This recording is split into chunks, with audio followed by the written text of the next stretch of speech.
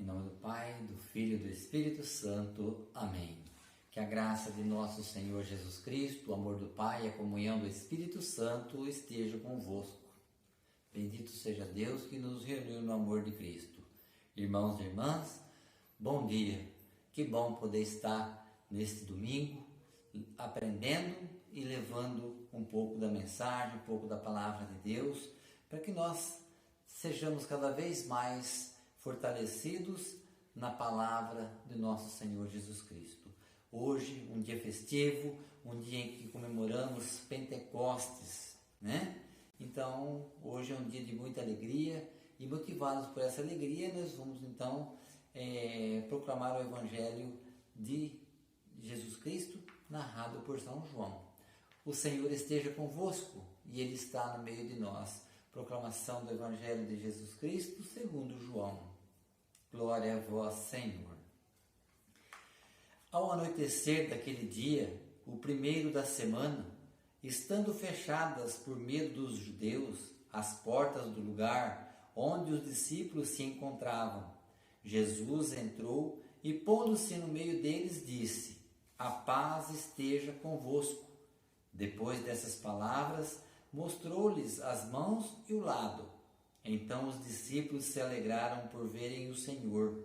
Novamente, Jesus disse: A paz esteja convosco. Como o Pai me enviou, também eu vos envio. E depois de ter dito isso, soprou sobre eles e disse: Recebei o Espírito Santo. A quem perdoardes os pecados, eles lhes serão perdoados. A quem não perdoardes, eles lhes serão retidos. Palavra da salvação. Glória a vós, Senhor. É bom lembrar que Deus, quando criou o homem, de um modo às vezes mais figurativo, Ele fez o homem de barro e depois soprou nas narinas para que ele tivesse o sopro da vida, para que ele viesse ao mundo como imagem e semelhança de Deus. Aqui, depois de muitos anos, depois de toda a criação formada, uma nova vida recebe o homem, recebe o ser humano, que é a vida no Espírito, a vida dada pelo próprio Jesus, da mesma forma, através de um sopro, a gente recebe o Espírito Santo. Então, nós nascemos, fomos batizados, recebemos o Espírito Santo no batismo, mas o Espírito Santo nós recebemos em criança. Nós ainda não sabemos a importância que ele tem na nossa vida. Então a gente vai crescendo e ele vai ficando como que adormecido. Ao crescer, ao a gente tomar conhecimento da palavra, das coisas de Deus, então vai nascendo dentro de nós o desejo, a vontade de despertar esse Espírito Santo de Deus para que ele venha fazer parte da nossa vida. Então aí a gente ganha uma nova vida, ganha uma nova perspectiva de vida. E aí Jesus então soprou-lhes o Espírito Santo sobre os seus discípulos para que eles se tornassem apóstolos para enviar ao mundo, para sair ao mundo evangelizando, sair ao mundo pregando a palavra de Deus e testemunhando tudo o que eles vivenciaram durante esses 3 anos de caminhada ou mais junto com Jesus Cristo.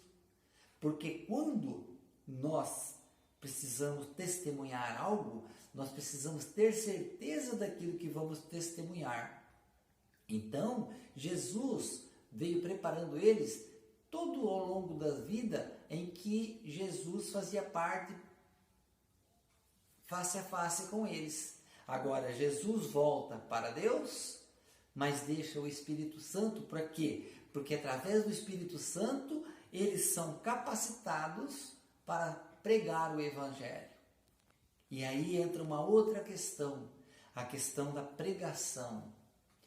Tem muitos evangelhos, muitas passagens, que muitas vezes numa celebração, numa missa, a pregação se torna um tanto quanto mais suave. Mas tem certas pregações que elas vão direto à pessoa, vão direto muitas vezes ao modo de vida que estamos vivendo, certo ou errado. Por isso, muitas pessoas às vezes chegam até a criticar certos padres, certos ministros, pela pregação que ele fez em determinada celebração ou missa. Mas Jesus deixa bem claro que ele não passa a mão na cabeça de ninguém. Em outro evangelho ele vai dizer: você quer me seguir? Tome a sua cruz, renuncia a si mesmo. A vida nossa do mundo é preciso renunciar. Para quê? Para que nós tomamos a cruz, renunciamos esta vida e recebemos a vida no Espírito, para poder seguir Jesus. Então tem certas pregações que principalmente nós, ministro, padre, nós temos que ter a coragem de dizer a verdade. Porque Jesus, se nós pegarmos quase todos os evangelhos, vai aparecer a palavra verdade. Então nós precisamos pregar aquilo que é coerente, aquilo que é correto. Muitas vezes vai nos doer. Por que vai nos doer? Alguma vez você já levou uma furada de prego na mão, ou pisou em cima de uma ripinha com prego e furou, que muitas vezes entrou só a pontinha? É doído, não é? Agora, para e pensa, Jesus foi o único homem, porque antigamente quando uma pessoa era condenada à morte de cruz, ela era amarrada. Jesus foi o único que foi pregado numa cruz. Então veja bem o que é pregar. E a palavra de Deus, ela tem que ser pregada no nosso coração. E tudo aquilo que prega tem a dor da pregação. Então por isso que muitas vezes uma pregação feita numa assembleia, ela pode atingir muitas vezes 4, 5 pessoas. Para outras, talvez não tenha a importância daquilo que foi pregado, porque a pessoa já está vivendo, porque a pessoa está buscando aquilo. Agora, tem pessoas que muitas vezes saem ofendidas, falam: nossa, ele foi muito grosso, foi muito bruto, mas não é. Olha só Jesus, quantos evangelhos a gente se depara com Jesus, quando ele é duro com os seus discípulos. Olha o que ele disse para Pedro: afasta de mim, Satanás. Para Tiago e João, filhos do trovão, Boanerges. Então Jesus muitas vezes usou palavras duras para quê? Para que eles pudessem ser disciplinados, para que pudessem ensinar. Quando um pai e uma mãe repreendem um filho, muitas vezes ele tem que usar palavras duras, um puxão de orelha, mas para quê? Para educar, para ensinar, não é por maldade. E Jesus também, no seu ato de doação, no seu ato de amor, ele não disse muitas vezes essas palavras com o ato de querer ser ruim, mas porque ele amava seus discípulos e queria que seus discípulos buscassem a santidade para que na vida futura eles pudessem fazer parte do reino de Deus. Então, é bom a gente ter sempre isso na cabeça. Toda pregação, ela é doída, seja ela qual for. Por quê? Porque ela precisa fazer parte da nossa vida. E muitas vezes nós não estamos vivendo segundo a palavra de Deus, então ela se torna mais doída ainda. Agora, quando a gente já tem uma caminhada na igreja, e nós, ministros, padres, muitas vezes, por mais que a gente busca, por mais que a gente professa, somos limitados, somos pecadores. E muitas vezes somos mais pecadores ainda do que muitas pessoas que às vezes vão pouco à igreja. Mas nós estamos ali, na caminhada, na perseverança. É como os discípulos de Jesus.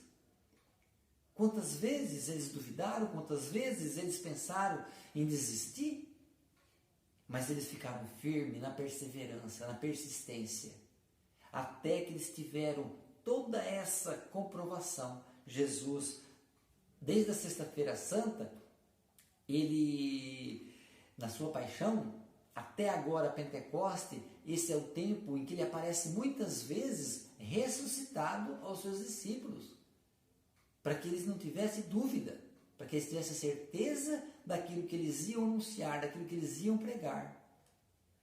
Hoje, a gente comemora o nascimento da nossa igreja, né? Assim, de um modo, vamos dizer assim, quase que figurativo, porque o nascimento da nossa igreja, ela nasce lá atrás, na cruz de nosso Senhor Jesus Cristo, na sua pregação. É ali que nasce nossa igreja. Ou melhor, ela nasce na quinta-feira, quando Jesus já institui a Eucaristia e o sacerdócio. Então ali já começa o nascimento da nossa igreja. A preparação desse tempo para que em Pentecoste Jesus vem como se tivesse feito assim. Um padre faz o estudo, né? Ele faz a preparação para sacerdote e depois ele recebe o sacramento do sacerdote. Então é como se esse dia de Pentecoste ele estivesse recebendo o sacramento do sacerdócio para poder sair exercendo como sacerdote. A nossa igreja, ela é rica. É muito difícil querer falar alguma coisa em 10, 15 minutos. Nós precisaríamos de muito tempo para poder aprofundar, para poder aprender. Mas hoje eu quero deixar essas palavras para todos nós e que nós buscamos fazer dela o uso mais correto da nossa vida, para que nós tenhamos também a certeza daquilo que queremos, daquilo que buscamos para a nossa vida futura. Louvado seja o nosso Senhor Jesus Cristo, para sempre seja louvado. E pedindo a intercessão da nossa Mãe Maria Santíssima, que esteve junto a Jesus, ao seu Filho aos pés da cruz, abençoe-nos o Deus Todo-Poderoso, o Pai, o Filho e o Espírito Santo. Amém.